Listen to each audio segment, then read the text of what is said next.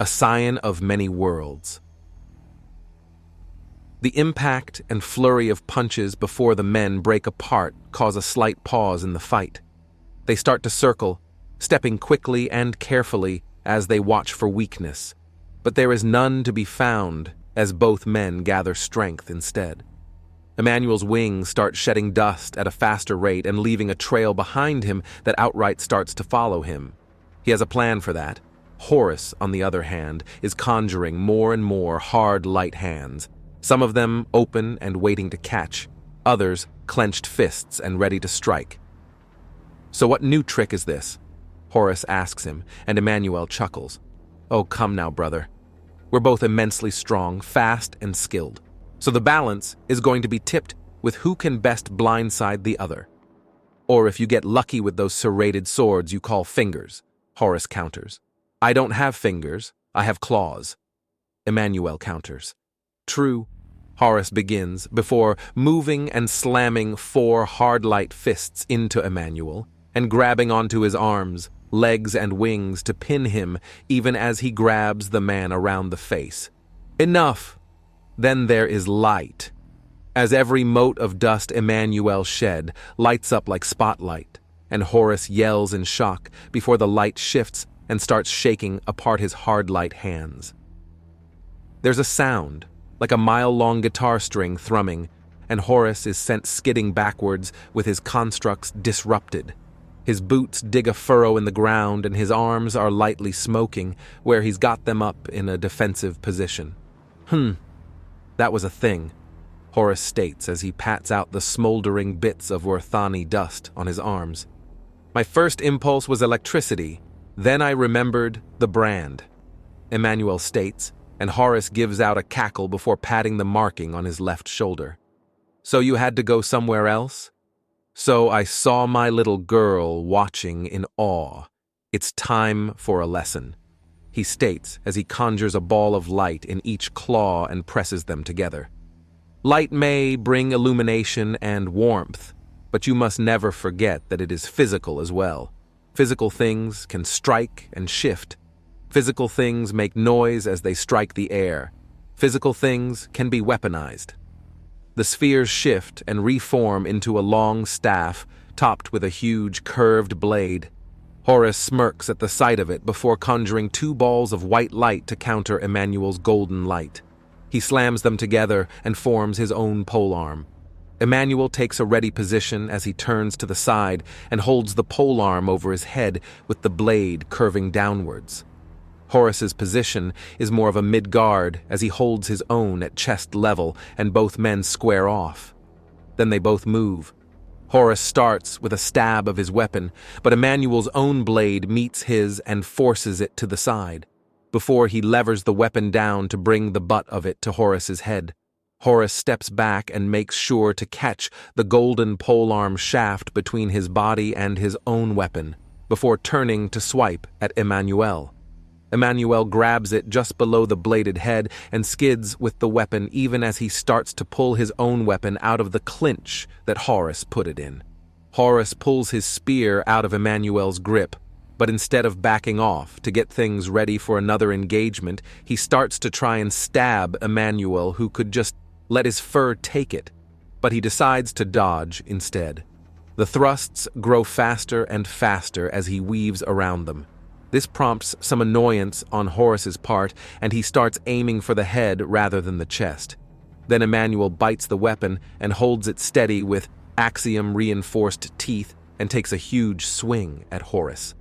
The man outright lets go of his weapon, and it dissolves in Emmanuel's mouth as Horus avoids the blow. "Really, dude? You bit the blade?" "It worked," Emmanuel protests. "It was crazy is what it was. Do I honestly have to tell you not to eat enemy weapons?" Horus demands, and Emmanuel chuckles, even as Horus conjures another hardlight weapon entirely. A massive curved falchion that he has outright dance over his hand with ease. He then takes up a fencing stance and taps the side of Emmanuel's polearm with it. "Why are you giving me the reach advantage?" "Oh, is that what I've done? Oh, woe is me, however will I endure." Horace mocks him, and Emmanuel snorts in amusement before going for a fast stab. Horace's weapon outright shifts into a rainbow hue, and the blue blade and Emmanuel simply stops and scowls as the weapon shatters against his fur. "No, we are not doing that. Use the weapon normally, none of that multi-hued nonsense, or I start breaking out colors you physically cannot see." "Oh, come on." "No," Emmanuel states, and Horace chuckles. "Where did this come from?" "It's cool," Xavier calls out from the sideline. "It's a dumb video game trope. Colors don't correspond to elements or some kind of enchantment. They're different wavelengths of radiation," Emmanuel counters, before knocking Horace back. "She's been playing video games." "Not the topic," Emmanuel counters as he swipes at Horace, and the other man grins widely at this. "So, kiddo, what games have you been playing to have the moth here so upset?" "My lady, what does he mean by a video game? What form of game are these?" "The kind she skips out on her studies with," Emmanuel protests in anger. "The Rainbow Comet Collection. Apparently it's a classic." "I'm going to kill Charizard," Emmanuel grunts out even as he blocks a swing from Horace with the haft of his weapon. It was easy to see the man's plan now that the multicolored silliness was out of the way. A polearm has greater reach, but if you get too close to one, it's borderline useless, and a curved sword can make cuts and slices at a much closer range than a straight-edged weapon. Also, the heavier tip of the falchion means that when he parries the tip of the polearm, he can send it wider than with a thinner curved sword, like a scimitar or katana. "So am I. I can't have any competition for the cool uncle position now, can I?" Horace states, and gets an immensely unimpressed look from Emmanuel. "Someone take a picture, we've got to keep her." That's when Emmanuel knees him so hard in the gut, he's sent staggering backwards. He barely gets the falchion up in time to deflect the polearm.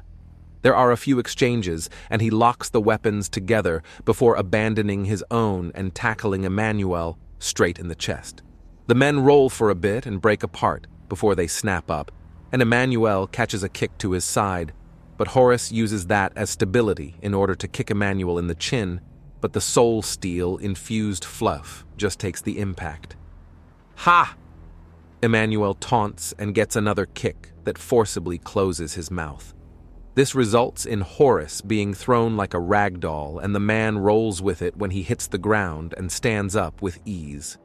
"Now that we're done warming ourselves up, Horace begins before both men pause as Xavier walks out to stand between them. "That's enough. Neither of you is actually able or willing to hurt each other, so this doesn't have any point," she tells them both. "Actually, there is a point to this. It's training, increasing our own skill and power, not just us trying to break each other.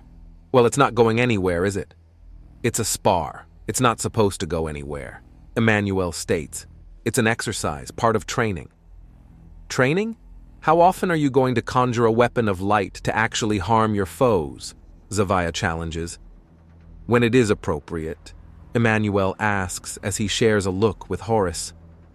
"Well, we do seem to be running out of time anyways," Horace says as he pulls out his communicator. "Of course.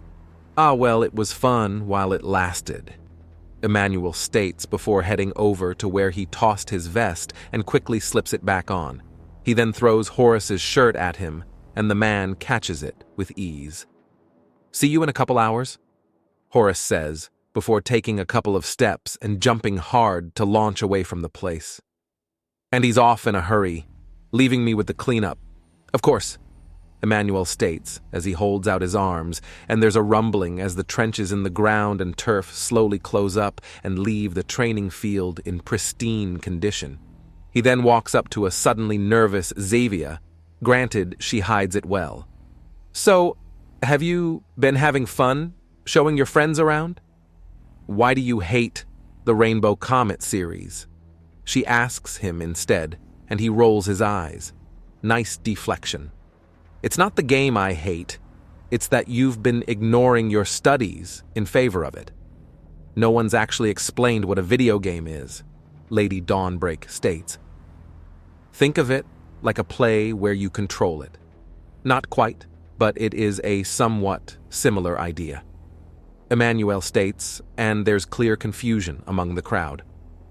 Let it be known that face-palming with a gigantic serrated black claw is a bad thing, especially if your own claws are one of the only things capable of piercing your own defensive fur. He refuses to acknowledge that he just hurt himself and moves to holding his claws behind his back.